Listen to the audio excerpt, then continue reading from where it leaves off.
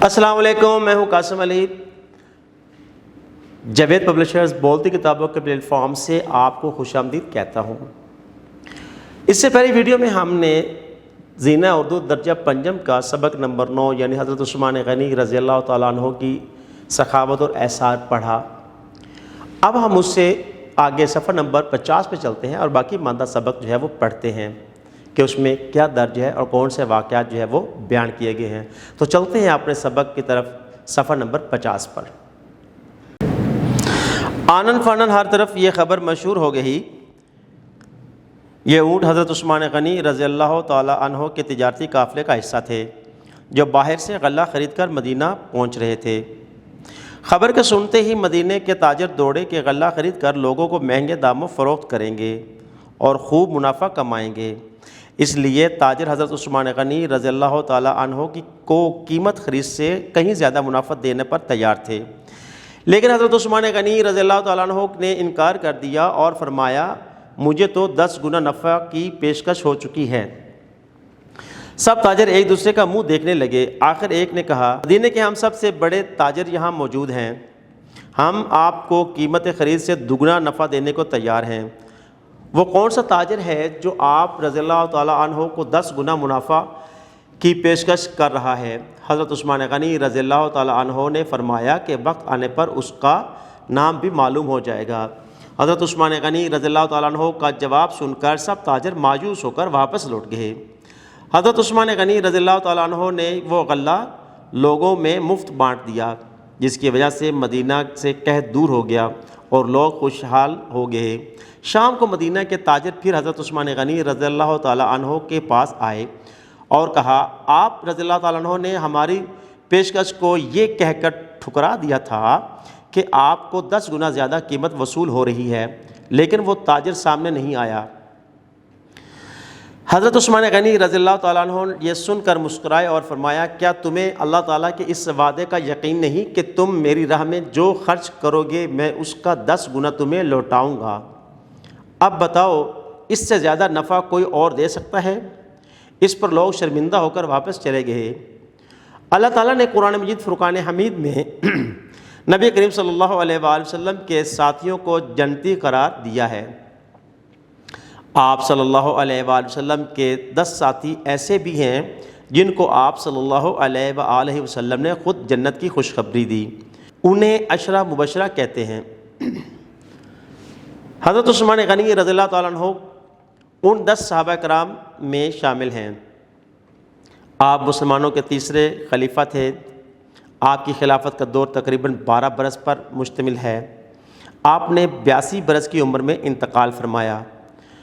آپ کی قبر مبارک جنت البقیع میں موجود ہے۔ ہم نے سبق پڑھا حضرت عثمان غنی رضی اللہ تعالیٰ عنہ کی سخاوت اور احسان۔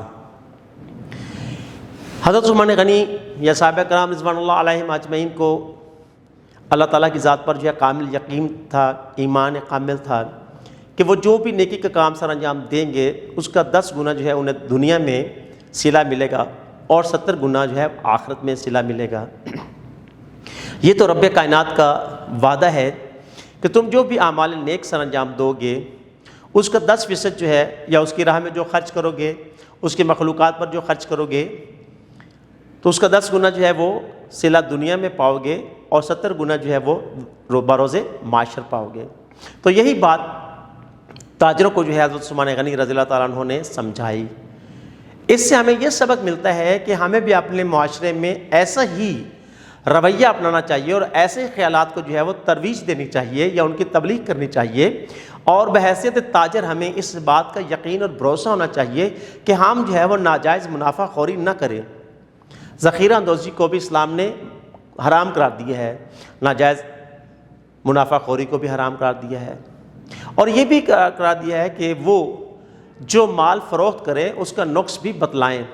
جیسے کہ نبی کریم صلی اللہ علیہ وآلہ وسلم جب جناب حضرت خدیجۃ الکبریٰ کا مال تجارت جو ہے وہ لے کر شام جایا کرتے تھے تو پہلے جو ہے وہ گاہکوں کو اس مال کے اندر جو نقص ہوتا ہے اس سے آگاہ کرتے تھے اور پھر فرمایا کرتے تھے کہ اس میں یہ نقص ہے لیکن اس کی قیمت میں یہ حاصل کروں گا، وصول کروں گا۔ تو لوگ بڑے جو ہے وہ اس سے متاثر ہوئے، آپ کے اس رویے سے، ان تمام جو ہے وہ باتوں سے ہمیں جو سبق ملتا ہے وہ یہی ملتا ہے کہ ہمارے تجار کو بھی چاہیے کہ وہ مال تجارت جو ہے وہ جائز اور منافع پر جو ہے وہ فروخت کرے، ناجائز منافع خوری نہ کریں، کیونکہ ہمارے دین اسلام نے اس کو جو ہے ممنوع قرار دیا ہے۔ اور ساتھ میں یہ بھی بتلائیں کہ جو وہ مال فروخت کر رہے ہیں وہ کتنا درست ہے اور کتنا غلط ہے، یا نقص اس میں کیا کیا ہے، اور ہر تاجر جو ہے وہ اللہ تعالیٰ پر اس ایمان کے ساتھ جو ہے وہ تجارت کرے۔ دراصل یہ تجارت اللہ تعالیٰ سے ہے، جیسے کہ ہم نے پڑھا ہے کہ حضرت عثمان غنی رضی اللہ تعالیٰ عنہ نے ان تمام تاجروں سے یہ کہہ دیا کہ مجھے 10 گنا جو ہے منافع کی پہلے ہی پیشکش کر دی گئی ہے۔ وہ 10 گنا منافع کیا تھا؟ وہ یہی تھا کہ اللہ تعالیٰ کا جو حکم ہے کہ میں بندوں کو جو میری راہ میں خرچ کرتے ہیں اس رزق میں سے جو میں انہیں دیتا ہوں، قرآن مجید فرقان حمید میں بھی ہے نا کہ وہ میرے دیے ہوئے رزق میں سے خرچ کرتے ہیں۔ تجارت بھی ایک سودا ہے اللہ تعالیٰ کے ساتھ، کیونکہ تجارت کا تعلق اس کی مخلوق کے ساتھ ہوتا ہے۔ مخلوق کو چیز اچھی جو ہے وہ مہیا کی جائے اور دام اس کے مناسب وصول کیے جائیں، مناسب جو ہے وہ منافع بھی حاصل کیا جائے، اسی سے معاشرے کے اندر جو ہے وہ فلاح کے کام جو ہے وہ پروان چڑھتے ہیں، نیک نیتی پروان چڑھتی ہے، لوگوں کے ساتھ ہمدردی کا جذبہ پیدا ہوتا ہے اور معاشرہ ایک اچھا معاشرہ بن جاتا ہے۔ یہ ہم نے پڑھا ہے، یہاں تک ہم نے پڑھا ہے سبق، اور ہر سبق میں کچھ مشکل الفاظ ہوتے ہیں۔ اب چلتے ہیں ہم اپنے مشکل الفاظ کی طرف۔ ٹھہرے ہوئے،